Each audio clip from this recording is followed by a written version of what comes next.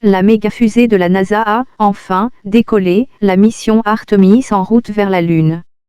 Ça y est, cette fois elle est partie. Après plusieurs reports du décollage dus à des problèmes techniques et à l'ouragan qui a ravagé la Floride, la fusée la plus puissante du monde, le Space Launch System, SLS, a décollé mercredi pour la première fois depuis le centre spatial Kennedy à Cap Canaveral.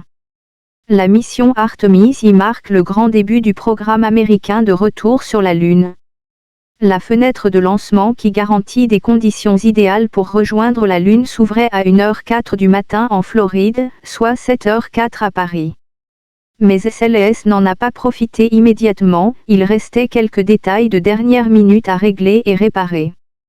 D'abord une fuite dans une valve utilisée pour remplir les réservoirs d'hydrogène liquide de la fusée. Ils ont resserré des boulons, la valve a retrouvé son étanchéité. Puis on a repéré un dysfonctionnement dans l'un des radars qui devait suivre le lancement depuis le centre spatial Kennedy, la faute à un commutateur réseau, qui a dû être remplacé. Pendant ce temps, le compte à rebours final restait figé sur T10 minutes, attendant de reprendre son cours dès que les feux repassaient au vert.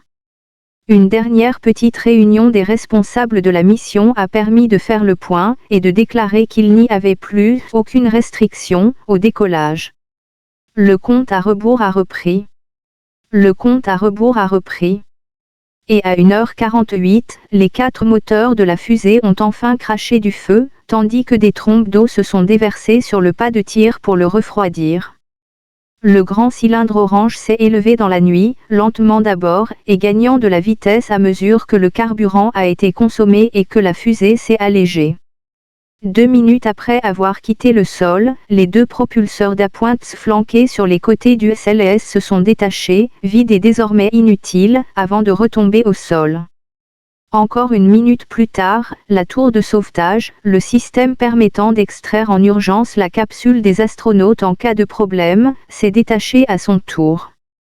8 minutes après le décollage, les 4 moteurs se sont éteints, et l'étage principal de la fusée, vide de carburant lui aussi, s'est séparé du second étage et du vaisseau Orion pour les laisser filer dans l'espace, en apesanteur. C'est votre moment.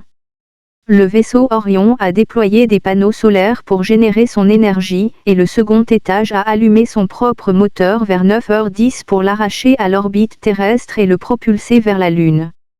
Après une demi-heure de poussée, Orion a laissé le second étage derrière lui. Le vaisseau habitable de Lockheed Martin et Airbus vogue désormais seul vers notre satellite naturel.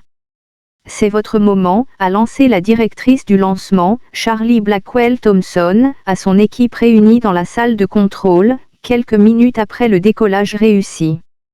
Nous faisons tout partie de quelque chose d'incroyable, le premier lancement d'Artemis, la première étape pour faire revenir notre pays sur la Lune puis sur Mars. Ce que vous avez fait aujourd'hui sera une inspiration pour les générations futures. Pour ce vol-test lancé 50 ans après le dernier vol du programme Apollo, la capsule Orion, qui n'a pas d'astronaute à bord, n'atterrira pas sur la Lune mais s'aventurera jusqu'à 64 000 km derrière elle, un record pour un vaisseau habitable. Orion restera 5 jours en orbite lunaire avant de reprendre son trajet vers la Terre.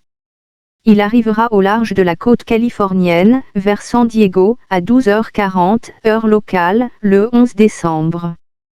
Le but de cette mission Artemis est de vérifier que ce nouveau vaisseau est sûr pour transporter dans les toutes prochaines années un équipage jusqu'à la Lune.